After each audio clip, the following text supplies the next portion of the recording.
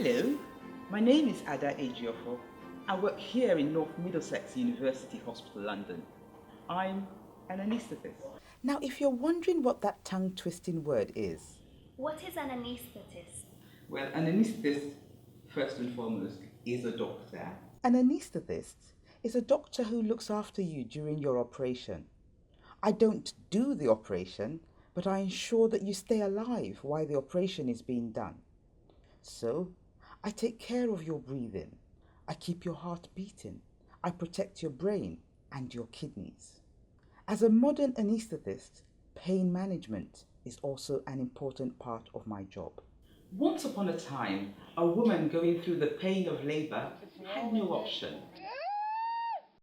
Thanks to anaesthetics, women now have a choice. I'm so relaxed. Given an anaesthetic is sometimes likened to conducting a symphony. If you're having a general anaesthetic, that is, going to sleep for your operation, we give you drugs to make you unconscious, drugs to paralyze your muscles and stop you breathing, drugs to make you pain-free, and drugs to prevent undesired reflexes, like coughing. Each of these instruments, I actually meant to say drugs. Each of these drugs affects your system. The desired outcome is a smooth, balanced anaesthetic, during which you safely sleep and from which you also safely recover. Now, if a balanced anaesthetic is a symphony, the overture to this symphony doesn't start in the anaesthetic room. As a matter of fact, it doesn't even start in hospital. It starts with you, the patient. What you do around the time of your operation, before even coming into hospital, may make it possible or impossible for the anaesthetist to conduct his masterpiece.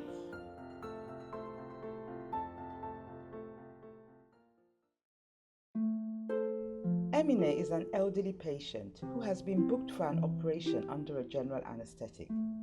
The night before her operation, Emine has her dinner as she normally would around 6 p.m. She also takes quite a few pills for various illnesses. This is the last time she drinks any fluids.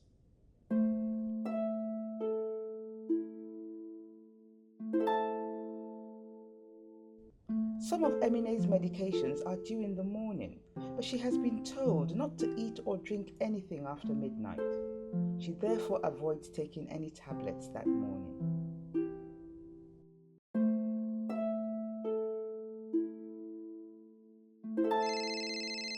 Hello? Hello, is that Mr. Hassan? Hassan is a middle-aged teacher. Hassan's operation was originally scheduled for the afternoon. At 2 p.m. on the day before his operation, he receives a call from the hospital. I'll be able to do this for you in the morning. Is that possible? What time will you need me to be there? At 7 o'clock instead of 12. Yes, I can be at the hospital. Based on the original plan, Hassan was told that he could have a light breakfast at 7 a.m. Now that the time of his operation has been changed, somehow the instructions about when to have his last meal get lost in transition. Kirsty is 19 years old and coming for a cesarean section. She has been told that she will not be put to sleep for the operation. Most cesareans now are done under spinal anesthesia. It's much safer for you. So they'll put a needle in your back, numb you from the waist down, and then we'll start with the operation. So you won't put me to sleep at all?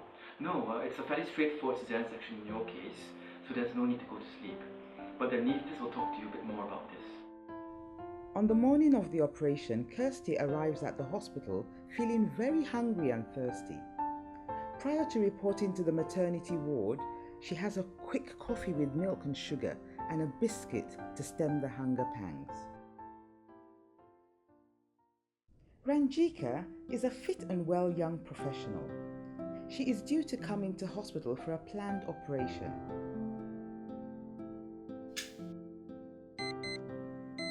She wakes up at 6 a.m. on the morning of the operation and has a full glass of water before heading to the hospital.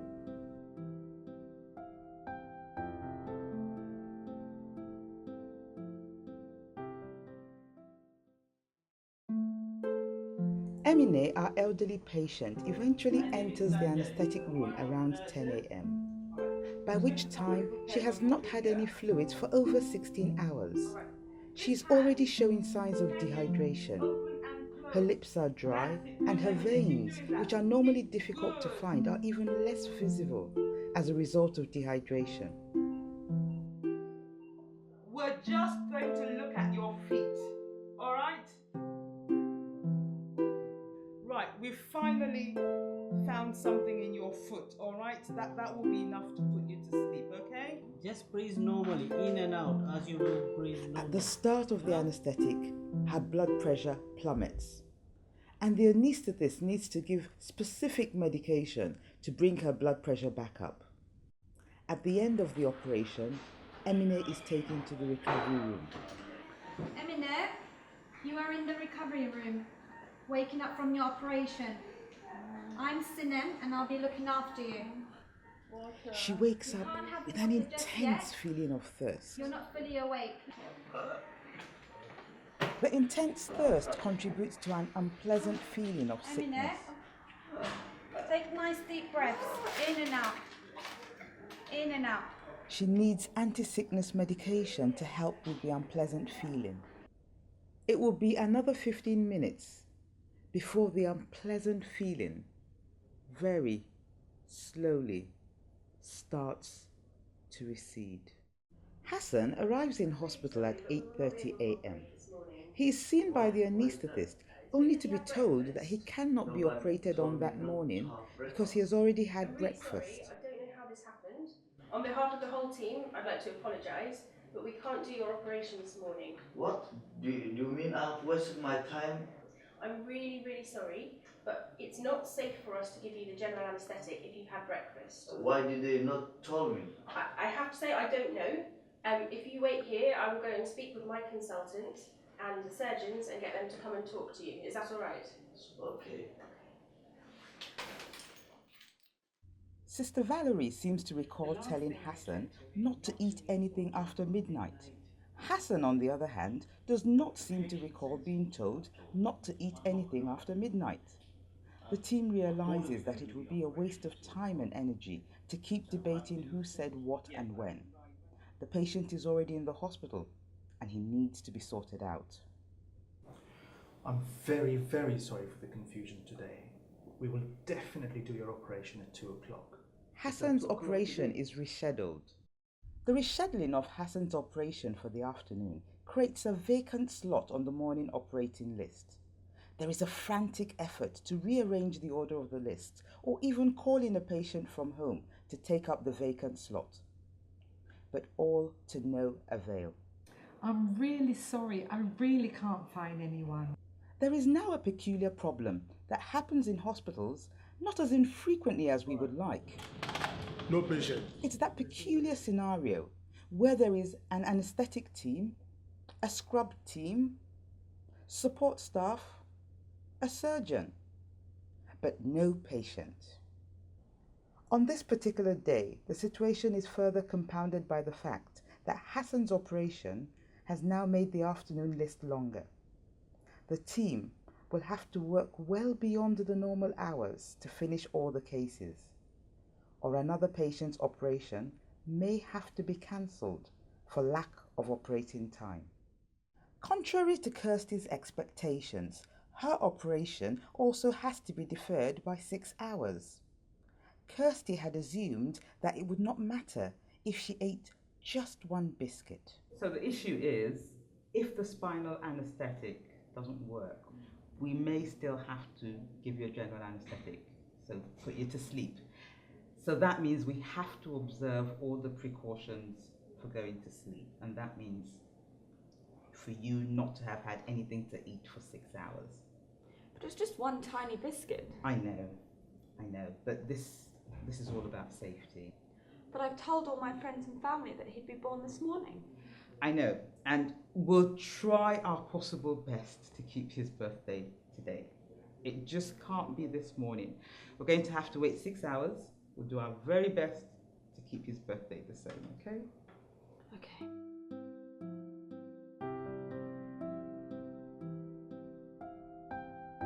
Ranjika arrives at the hospital at 7:30 a.m.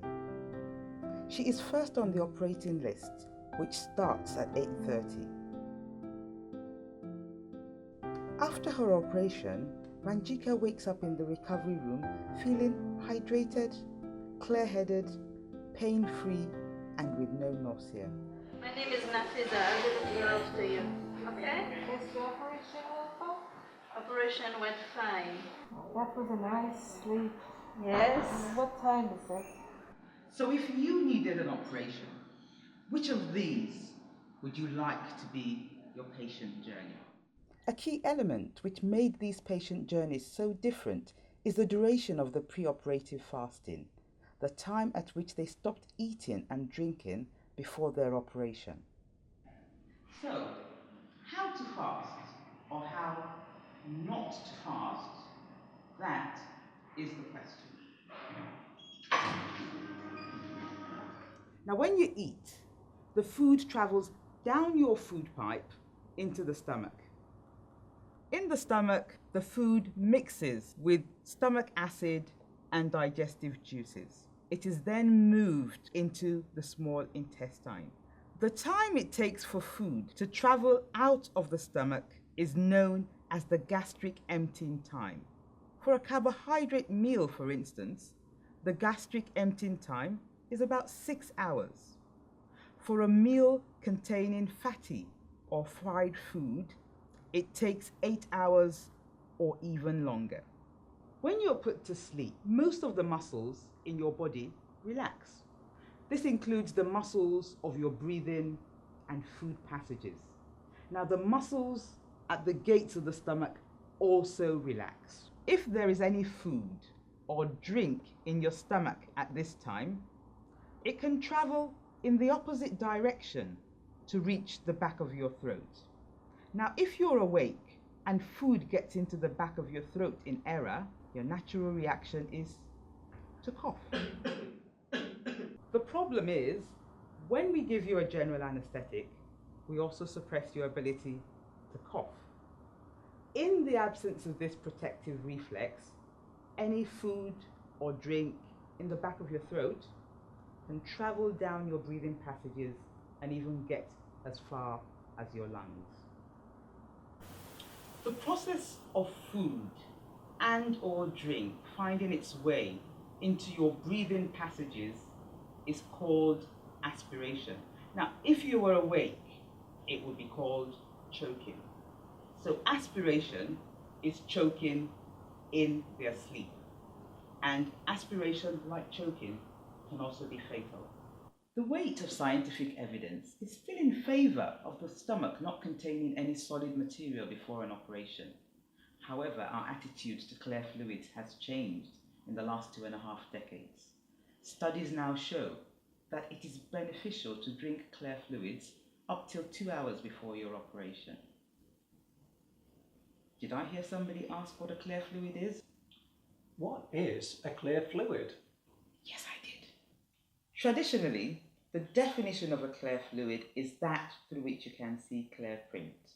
First on the list is water, which remains the gold standard. This includes plain, carbonated, or flavoured varieties.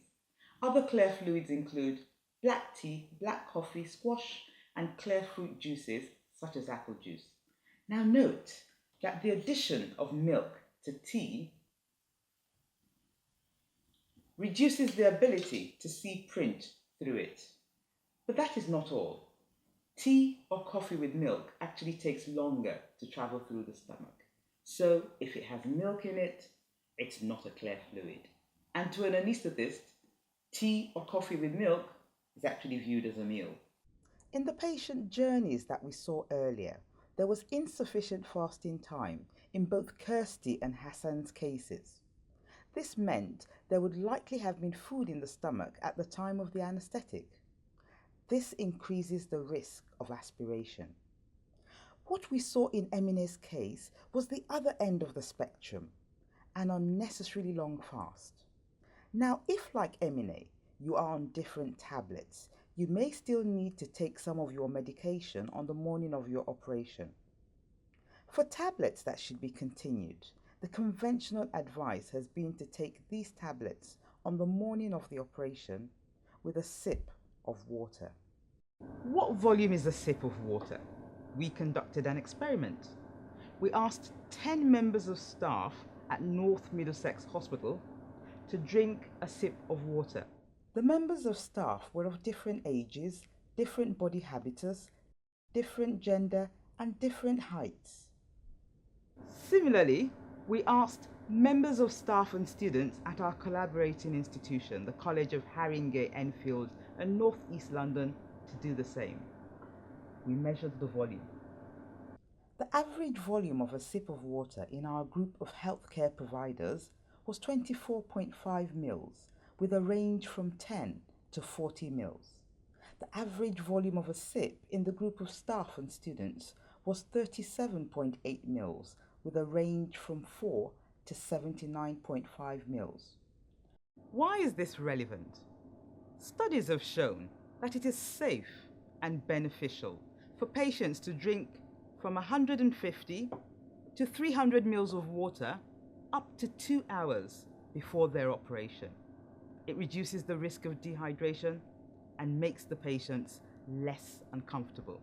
There is a big difference between a sip of water, which is about 30 mils, and a full glass, which is about 200 mils, and which you are allowed to have. We must state, however, that our experiment involved a small number of subjects. Bigger experiments might be required before we can definitively state what the volume of a sip is in man compared to some other biological species.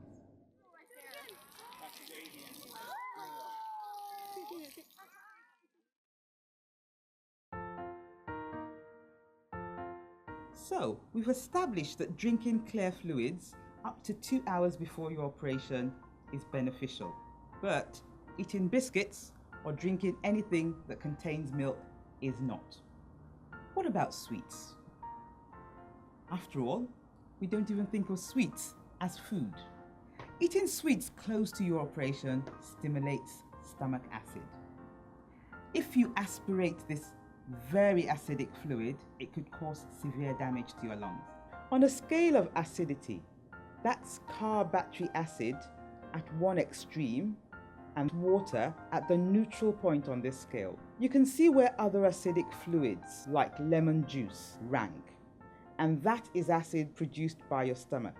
So on the acidity scale, you see how close stomach acid is to car battery acid. So for reasons of safety, anaesthetists treat sweets as food. So if you eat a sweet close to your operation, we will have to wait 6 hours before we can give you an anaesthetic. Ah, yes, right. I was planning to talk about chewing gum. After all, you don't even swallow chewing gum. What's the problem with it? Now, chewing gum also stimulates stomach acid. Now, anaesthetists vary in the way that they treat chewing gum, but what is not in contention is if you eat chewing gum close to your operation, we will have to postpone. This postponement could last from 2 to 6 hours. The difference in timing is because some anaesthetists treat chewing gum the same as food, while others treat it as fluid. So for adults presenting for a planned operation, you should stop eating 6 hours before your operation. Bear this in mind if for any reason there's a last-minute change to your schedule. If you're coming into hospital for an operation on the afternoon list, you can have a light breakfast at 7 a.m. and you will still have fasted for 6 hours. If you're on the morning list, however, then midnight is the usual cutoff point for food.